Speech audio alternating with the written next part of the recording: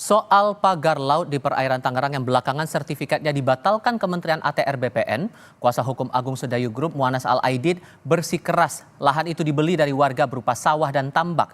Ini wawancara Dipo Nurbahagia dalam program Dipo Investigasi. Ada kesalahan prosedur atau bagaimana, Bang? Karena sertifikat yang kemudian diterbitkan di laut. Kalau Anda mau melihat misalnya dokumen, surat, itu jangan dilihat existingnya di laut. Gitu loh. Karena apa? Karena kita ini beli lahan, ya. Jadi beli itu dari rakyat, ya. Berdasarkan GIRIK tahun 1982. 1982. Iya. Jadi itu adalah tambak dan sawah.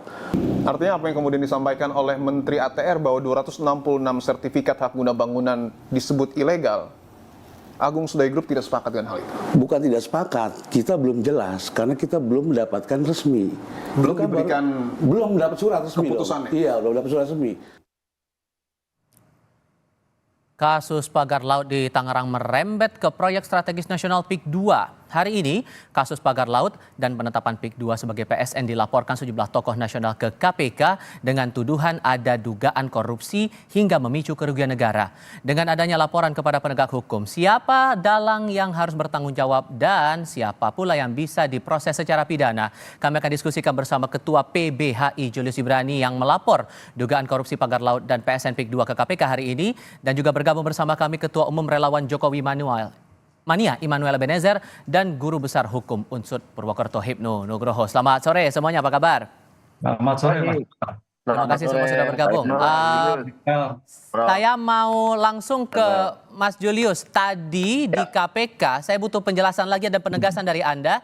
Teman-teman melaporkan atau mengadukan siapa dalam hal apa? Pertama, kita melaporkan terkait dengan pagar laut yang dilatar belakangi dengan penerbitan sertifikat, kemudian perda zona pesisir dan yang lainnya, dengan hal-hal teknis yang kami temui di lapangan, misalnya ada konflik kepentingan. Presdir Agung Sedayu Group Nono Sampono adalah anggota DPD aktif, lalu sebagai presdir juga, lalu menerima sertifikat juga, itu konflik kepentingan karena dia penyelenggara negara. Lalu ada penggunaan KTP masyarakat secara ilegal sebagai nomini. Lalu ada kantor-kantor perusahaan penerima sertifikat yang ketika kita cek ke lapangan ternyata kantornya tutup, domisilinya tidak bisa diketahui di mana lagi dan segala macamnya. Kami sampaikan itu dan kami kaitkan dengan advokasi kami selama ini, mulai dari Perda RT RW Zona Pesisir tahun 2016 yang terjadi dugaan korupsi yang juga melibatkan aguan tahun 2016 itu. Lalu Ranperda di 2020 di Provinsi Banten. Jadi ini rangkaian panjang kami jelaskan latar belakangnya. Dan siapa yang dilaporkan? Dari proyek itu kami laporkan mulai dari atas. Di situ ada Presiden Joko Widodo ketika itu yang memimpin, karena dia yang menetapkan proyek-proyek strategis nasional, sampai ke para menteri dan dinas di bawah. Dan yang kami kuatkan di dalam pelaporan itu adalah bahwa Menteri ATR sudah memecat bawahannya dengan dugaan pelanggaran administratif, termasuk administrasi yang diduga ilegal dan segala macamnya. Jadi kami laporkan itu mulai dari Presiden Joko Widodo ketika memimpin, menteri-menteri yang terlibat di situ siapa saja, pihak swastanya siapa saja, termasuk presdirnya. Kami gambarkan secara luas dan secara teknis di situ, gitu. Oke, merespon dari aduan yang disampaikan teman-teman ini, Bang Noel, Anda merasa bahwa proyek PSN PIK 2 ini memang bermasalah? Ya, kan kita nggak terlalu ini sekali ya soal PSN 2. Yang jelas mafia tanah itu ada, dan apa yang dilakukan oleh kawan-kawan Julius PBHI ya, saya rasa kita semua mendukung. Jangan enggak, apalagi ada Abraham Samad di situ. Ini sosok tokoh yang punya integritas. Ya kita jangan terlalu tipis kuping atau terlalu khawatir dengan laporan kawan-kawan ya, karena ini kan buat Indonesia ke depan. Tapi saya sebagai pendukung Pak Jokowi kemarin, saya punya keyakinan lah beliau tidak terlibat dalam kasus PIK 2 ini. Kalaupun ada laporan ya nggak apa-apa, itu hak konstitusional yang dilakukan oleh kawan-kawan PBHI. Dan mereka juga saya yakin punya data ya dalam melakukan laporan ini. Sampai bawa nama Pak Jokowi juga, itu nggak masalah menurut Anda, Bang Noel? Loh, kan itu hak konstitusi kawan-kawan untuk melaporkan. Dan Pak Jokowi juga punya hak konstitusi untuk juga menyanggah. Kan nggak apa-apa, kan ini negara demokrasi, masa kita alergi dengan laporan-laporan begini. Ini bukan eranya Orde Baru, panik apa, langsung bikin apa. Enggak lah, kawan-kawan PBH itu juga orang-orang yang punya integritas lah, kita nggak khawatir. Jangan juga kita terlalu alergi dengan gerakan kawan-kawan PBHI. Karena apa yang dilakukan kawan-kawan PBHI itu juga pernah kita lakukan dulu gitu loh. Jadi saya tidak terlalu khawatir. Jadi saya sebagai pendukung Pak Jokowi, saya punya keyakinan besar bahwa Pak Jokowi tidak terlibat. Kalaupun dilaporkan nggak apa-apa, kawan-kawan kan punya data. Tapi sekali lagi saya sampaikan, Pak Jokowi tidak terlibat dalam kasus itu.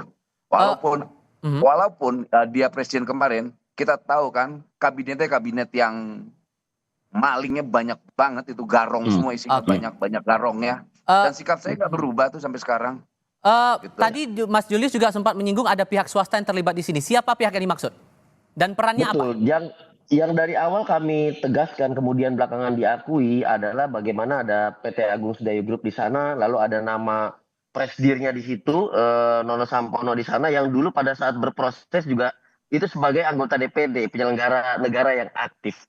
Itu kami sebutkan satu-satu. Ada nama Aguan juga yang namanya masuk ke dalam berkas-berkas pada saat reklamasi Jakarta di tahun 2016 dan sempat juga beberapa kali diperiksa.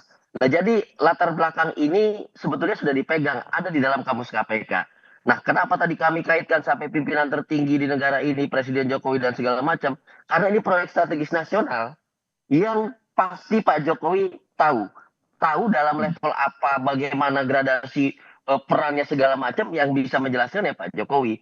Betul tadi kalau kata Bang Noel, di bawah mungkin dia nggak bisa kontrol, di bawah main-main macam-macam. Nah, ini yang perlu digali dari Pak Jokowi karena beliau punya helikopter view untuk melihat, termasuk untuk membela diri apakah dirinya terlibat atau enggak. Nah, makanya kita secara holistik tidak ada satu pihak pun yang kami singkirkan ketika dia diberikan kewenangan oleh undang-undang, ketika dia diberikan kewenangan lewat mekanisme administrasi, seluruh nama itu kita setorkan ke dalam meja pengaduan KPK agar diperiksakan, poinnya di situ. Sehingga nggak ada yang terlewat. Jangan juga dibilang oh hanya melaporkan sebagian, hanya ini yang diincar oleh kawan-kawan masyarakat sipil. No, sampai ke pimpinan daerah, sampai ke dinas kelautan, sampai ke dinas pertanahan di daerah, itu semua masuk di dalam laporan kami. Dan KPK sudah merespon akan melakukan pengayaan, menganalisis dan memverifikasi kemungkinan ada potensi pelanggaran atau tidak. Meresponnya gimana? Ya jelas, tadi kami diterima oleh Mas Fitroh. Ini bukan orang baru. Beliau dulu juga penyidik, pernah jadi penuntut juga di sana. Dan beliau juga yang memegang kasus-kasus besar termasuk reklamasi Jakarta. Jadi beliau tahu latar belakangnya di zaman dahulu seperti apa, perkembangannya seperti apa, bahkan status Aguan ketika dulu diperiksa apakah saksi, apakah sudah tersangka. Beliau juga tahu, ada cekal juga beliau juga tahu. Jadi beliau memonitor ketat dan tadi didampingi oleh Pak Ibnu, dan di ujung acara diskusi kami, pengaduan kami diterima oleh Pak Setio yang baru saja rapat. Jadi mereka sudah memonitor itu secara detail. Dan pengaduan kami, dokumen yang kami sampaikan itu memperkaya apa yang telah ditelaah oleh KPK. Oke, Pak Hipnu, ini kan dugaan ada pelanggaran, dugaan korupsi dalam sebuah kebijakan yang dibuat. Terlebih Presiden punya kewenangan untuk mengeluarkan perpres penetapan proyek strategis nasional. Mungkinkah terjadi suap untuk penetapan ataupun juga kebijakan ini? Ya, kalau kebijakan mungkin kita lihat ya. Tapi kalau kita lihat sebagai bentuk penertiban pembuatan sertifikat, dokumen itu dimungkinkan. Karena kalau kita lihat kemarin kan pertanyaannya itu kan laut. Walaupun tadi di dalam suatu tagline Kompas ini kan dulu daratan. Nah disitulah nanti kalau bisa diambil saksi ahli tanah. Apakah dulu itu ada laut atau kan tanah, itu kan bisa kelihatan. Oleh karena itu kalau itu memang laut menurut keputusan Mahkamah Konstitusi tidak bisa dilakukan sertifikat, ya itu suatu bagian dari ketentuan yang melanggar hukum. Dengan demikian saya kira dokumen-dokumen yang dibuat oleh pejabat yang berwenang kemarin dibatalkan oleh Pak Menteri itu sebagai bukti awal. Karena dalam konteks ilmu hukum, bukti dokumen, bukti administratif, pelanggaran administratif tidak menghentikan perkara pidana. Dengan demikian suatu yang gamblang sekali, makanya tadi Mas Julius bisa melihat karena bicara dokumen, alur ceritanya bagaimana, siapa saja yang bertanda tangan, siapa saja yang merupakan disposisi akan terlihat. Demikian akan dilihat aktornya siapa, yang bertanggung jawab siapa, adakah faktor suap, adakah penyalahgunaan kewenangan yang dilakukan, ketentuan yang melanggar. Ini suatu yang gamblang. Oleh karena itu Mas Tifal, kalau ini tiga-tiganya Polri juga melakukan penyelidikan, kejaksaan juga, KPK, paling ini Mas Julius perlu adanya joint investigasi. Nah, karena ini sudah bagian dari ranah masyarakat umum seluruh Indonesia melihat aspek ini, joint investigasi sebagai di antara penegak hukum itu harus dilakukan. Jadi jangan sampai kejaksaan berjalan sendiri, Baris Krim berjalan sendiri, KPK sendiri. Tujuannya satu, untuk membuka kasus kaitannya dengan pagar yang melibatkan adanya SHB yang timbul di dalam perairan. Maka bukti kuat apa sebetulnya yang bisa jadi pegangan bahwa pihak KPK bisa menyelidiki ini lebih lanjut dan memungkinkan bahwa ada potensi pidana di dalam ini? Kita akan bahas lagi di segmen berikutnya, usai jeda berikut. Masih melanjutkan diskusi, Pak Hipnu melanjutkan pertanyaan saya di segmen sebelumnya. Jadi bukti kuat seperti apa yang harus ditunjukkan oleh pengadu agar proses kasus ini bisa dilanjutkan oleh KPK?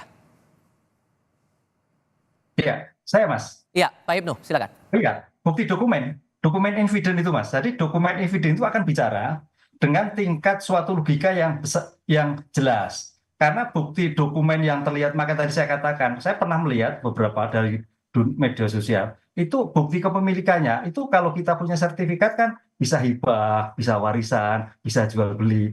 Itu yang saya lihat adalah keputusan menteri dokumennya. Berarti adalah kebijakan menteri ketika itu asal pemilikannya. Lah, ini yang harus dikaji. Oleh karena itu, kita harus melihat kalau menteri berarti penyelenggara negara. Penyelenggara siapa? Ya pada waktu itu. Disitulah saya kira teman Mas Julius dan saya itu melambatkan negara. Karena itu penyelenggara negara. Apakah penyelenggara menteri itu berdiri sendiri kebijakannya ataukah melalui karena tindakan dari atas? Lah, dari atas siapa? Disinilah nanti akan diurut sebetulnya aktor intelektual dari kasus ini siapa.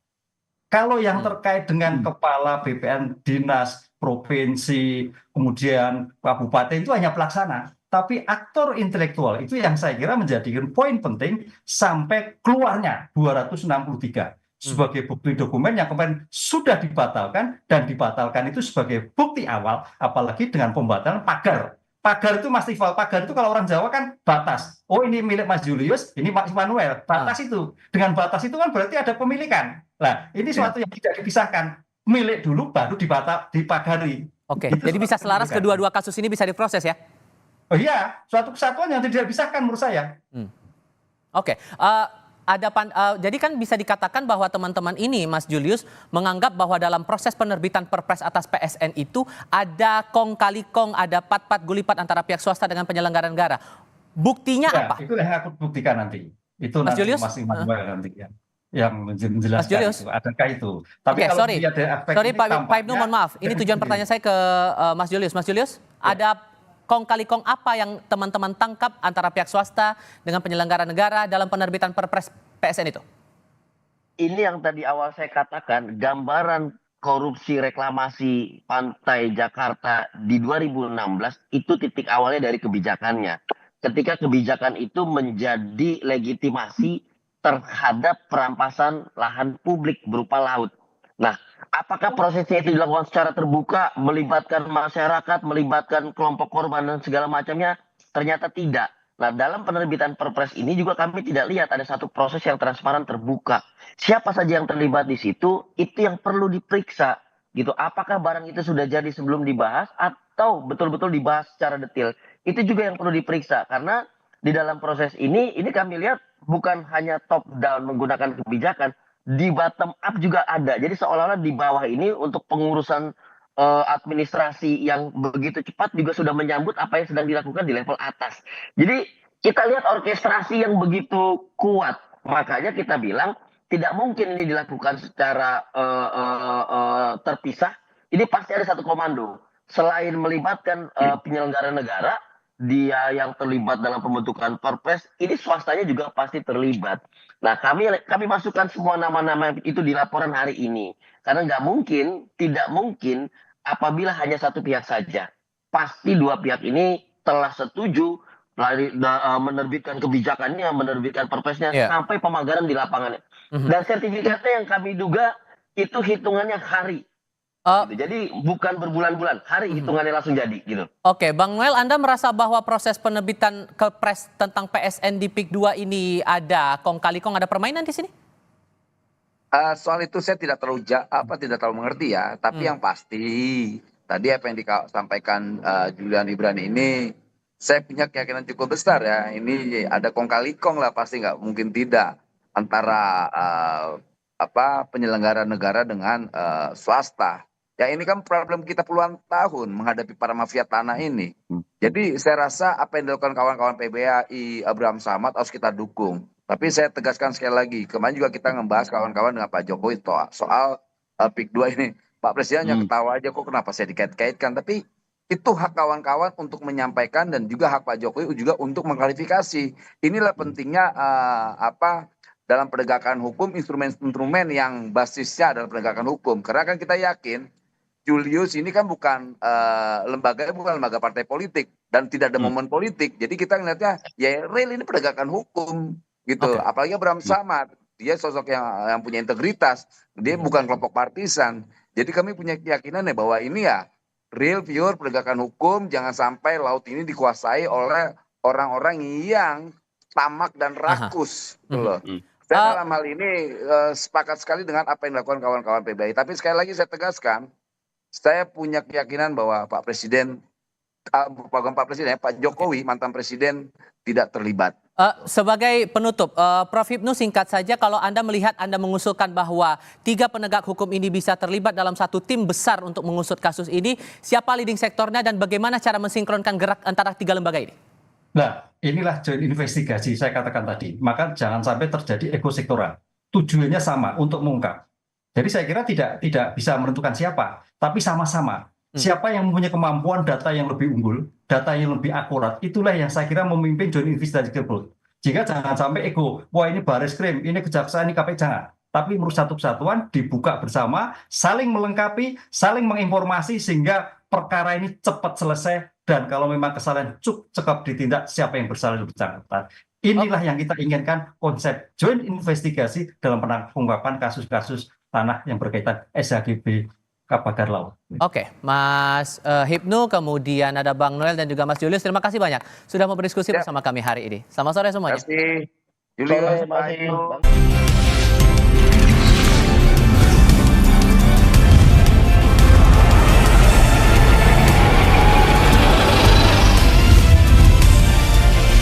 Kompas TV, independen, terpercaya.